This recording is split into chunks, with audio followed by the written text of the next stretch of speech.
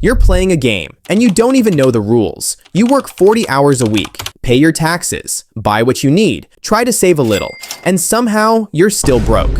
Your parents made less money than you, but they bought houses, had kids, retired comfortably. You make more, but you can barely afford rent. What changed? Not you. The game. This is economics, not the boring textbook version. The actual rules of how money, prices, and power actually work, and why you keep losing even when you're playing by the rules. 20 minutes. The whole system. Let's go. Economics isn't about money. It's about scarcity. There's not enough stuff, not enough houses, not enough good jobs. Definitely not enough slightly larger TVS than your cousin has. If there were infinite everything, economics wouldn't exist, but there isn't. So we have to choose. Economics is the study of how we make choices when there isn't enough to go around. And here's the part they don't tell you in school. Those choices aren't free. Every choice has a cost. Opportunity cost. The thing you gave up to get the thing you got. You bought a $50,000 car. That's not just $50,000. That's also the $50,000 you didn't invest, which would have been $174,000 in 30 years at 10% return. You didn't buy a car. You sold your future for heated seats. So, how do we decide who gets what? Trade. You have something I want. I have something you want. We trade. Both win. Unless you're trading your time for minimum wage, then only one person wins. And it's not you. Trade works because of comparative advantage. Even if you suck at everything, you're probably the least bad at something. Specialize in that. Trade for the rest. Congratulations. You're economically useful. This creates markets. Places where buyers and sellers meet to exchange goods and services. Could be a farmer's market, could be Wall Street, could be your cousin selling you a used iPhone for basically new prices. Markets run on incentives. People respond to incentives. Pizza costs $100, you don't buy it. Pizza costs $1, you eat 7. Lower prices equals buyers show up. Higher prices equals sellers show up. Where they meet, that's the equilibrium price. The magical number where supply equals demand. Supply goes up, prices go down. Demand goes up, prices go up. Unless the government steps in. Then things get weird. Money makes all of this easier. Without money, you'd have to barter. I'll trade you this goat for some Wi-Fi. Good luck. Money is 3 things. Medium of exchange. You trade it for stuff. Unit of account. You count stuff with it. Store of value. You save it for later. Money is economic lube.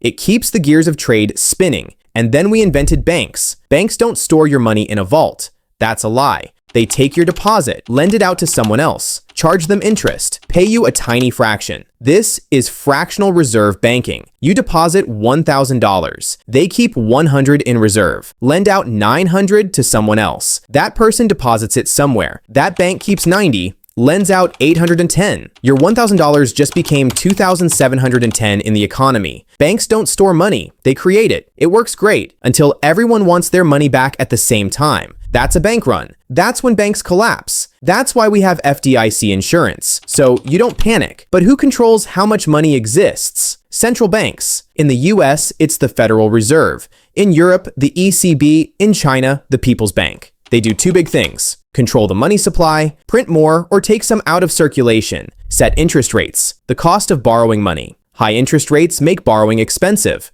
People borrow less. Economy cools down. Low interest rates make borrowing cheap. People borrow more. Economy heats up. This is monetary policy. Fight inflation, raise rates. Boost growth, lower rates. Now let's talk about why your rent went up. Inflation. Too much money chasing too few goods. You print $5 trillion.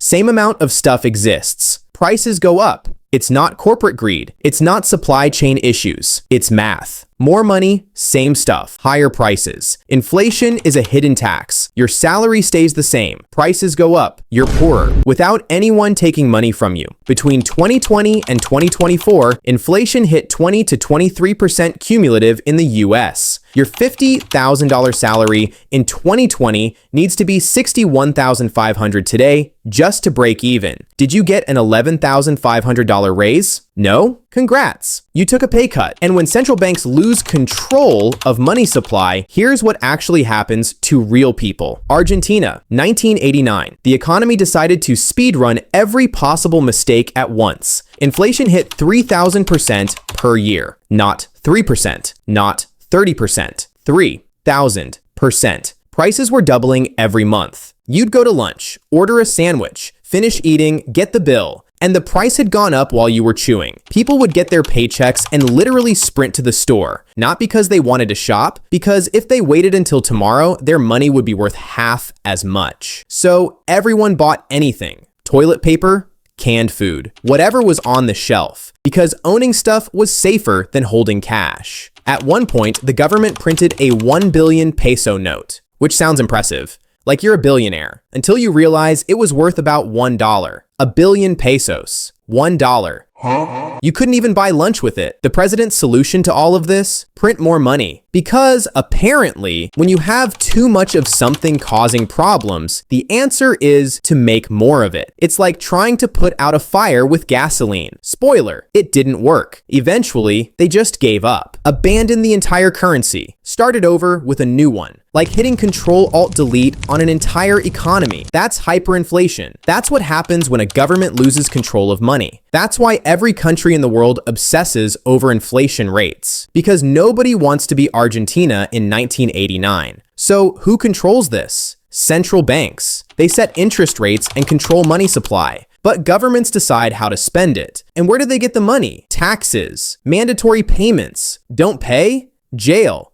Income tax. They take a slice of your paycheck. Sales tax. They take a slice when you spend. Property tax. They take a slice of your house. Every year, forever. Capital gains tax. You made money investing? They take a slice of your gains, but not equally. Income tax is progressive. Higher earners pay higher rates. You pay 10% on the first $11,000, then 12% on the next chunk, then 22% on the next. But here's what people don't get. You don't pay 22% on everything. You pay 22% only on income above the threshold. Your effective tax rate is always lower than your marginal rate. Make $50,000, pay about $6,000 in federal tax. That's 12% effective rate, not 22. The rich pay higher rates, except when they don't. Capital gains tax, 15 to 20%, lower than income tax. Own a company, write off expenses, pay yourself in stock, borrow against it, never sell, never pay tax. This is how billionaires pay lower effective tax rates than their secretaries. It's not illegal. It's the rules of the game. Governments spend this money on public goods, welfare programs, and debt payments. If spending is more than tax revenue, that's a deficit. Do that every year, it adds up. That's national debt. US debt, $36 trillion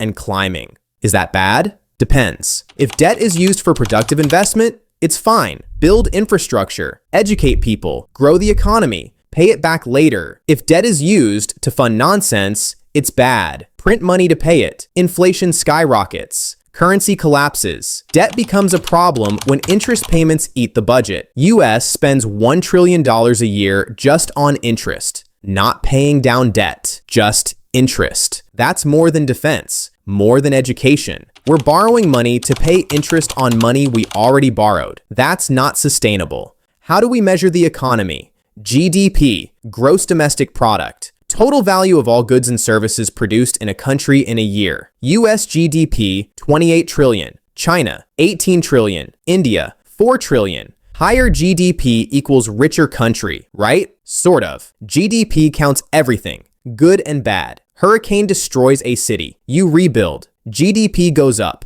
Forest gets cut down and sold. GDP goes up. Hospital treats people for lung cancer caused by pollution. GDP goes up. GDP doesn't care if you're happy. It cares if money moved. That's why GDP per capita is better. GDP divided by population. US, $85,000 per person. India, $2,800 per person. But even that's flawed. GDP doesn't count unpaid labor, black market activity, or environmental damage. So why does GDP grow? More people working, more capital invested, better technology, higher productivity. Productivity is everything.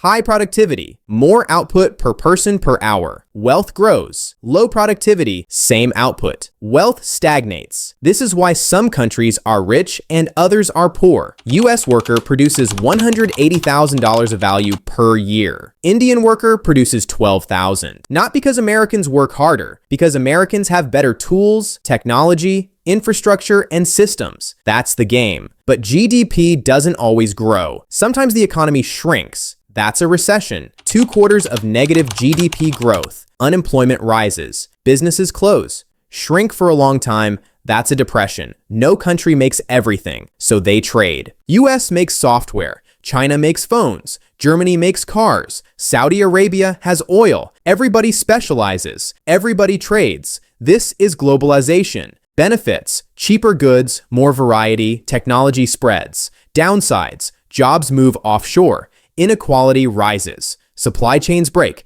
Trade happens in currencies. Japan sells cars to the US. Wants yen, not dollars. So dollars get exchanged for yen. This is the foreign exchange market. Forex. Exchange rate. How much of one currency you get for another. 1 US dollar equals 150 yen. 1 US dollar equals 0.85 euros. Currencies float. Go up and down based on supply and demand. Strong dollar equals imports cheap, exports expensive. Weak dollar equals imports expensive, exports cheap. Countries manipulate their currencies. China keeps yuan weak, makes exports cheap, sells more to the world. US complains, but US also benefits. Cheap goods at Walmart. Currency crashes happen. Country borrows in dollars. Local currency collapses. Can't pay back debt. See, Mexico 1994, Thailand 1997. Argentina always. Let's talk about why you feel broke even though you make decent money. 1980. Median home price equals $64,000. Median income equals $21,000. Ratio 3 times. 2025. Median home price equals $420,000. Median income equals $75,000. What? Ratio 5.6 times. Houses got 86% more expensive relative to income. 1980. College tuition equals $3,500 per year. Minimum wage equals $3.10 per hour. Work 1,129 hours to pay for college. 2025. College tuition equals $30,000 per year. Minimum wage equals $7.25 per hour. Work 4,138 hours. College got 266% more expensive relative to wages. Your parents worked 1 summer to pay for college. You work 3 years and still have $50,000 in debt. What changed? Not your work ethic. The math. The system is rigged against you. And I'm not being dramatic. Here's exactly what happened in 2008. 2008. Banks were giving mortgages to anyone with a pulse. No job? No problem. No income? That's fine. Can you fog a mirror? Congratulations. Here's $500,000. They called them ninja loans. No income, no job, no assets. And then they took these terrible loans, wrapped them up with a bow, called them mortgage-backed securities, and sold them to pension funds as safe investments. Imagine selling someone a turd sandwich, but you put it in fancy packaging and called it artisanal organic protein. That's basically what happened. And when people couldn't pay, the whole thing collapsed. Banks needed government bailouts. Regular people lost their homes. But hey, at least the bankers got bonuses, because apparently crashing the global economy is a performance metric now. That's not ancient history. That was 17 years ago. The people who did it are still running banks. Nothing fundamentally changed. The system rewards the people who broke it and punishes the people who played by the rules. So what can you actually do about it? Can you fix the system? Can you understand it well enough to not get crushed by it? Yes. Here's what actually matters. Understand that inflation is real. Plan for it. Your salary needs to grow 3 to 4% per year just to break even. No raise, you took a pay cut. Don't fight the Fed. Interest rates up, don't borrow. Don't buy stocks. Save cash. Interest rates down, borrow cheap, invest, buy assets. The system rewards people who understand the rules. Invest in assets, not stuff. Assets make you money. Stocks, real estate, businesses, stuff costs you money. Cars, clothes, gadgets. Rich people buy assets. Poor people buy stuff. Learn a skill that can't be outsourced. If your job can be done remotely, it can be done in India for 1/5 the cost. Learn something that requires being there, or something I can't do yet. Understand taxes. You can't avoid them, but you can minimize them. 401k contributions are pre-tax. Roth IRA grows tax-free. HSA is triple tax advantaged. Learn the rules, use them. Stop waiting for the system to save you. Social Security might not exist when you retire. Pensions are gone. Your financial security is your responsibility, not your employer's, not the government's, yours. The system isn't designed to help you. It's designed to extract from you. Understand that. Plan accordingly.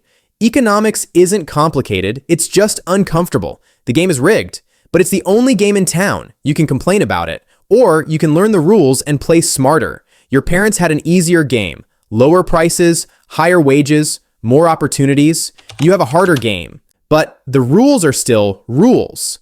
Learn them. Use them. Don't get crushed by them. That's economics. The whole system in 20 minutes. Now you know why you're broke and what to actually do about it.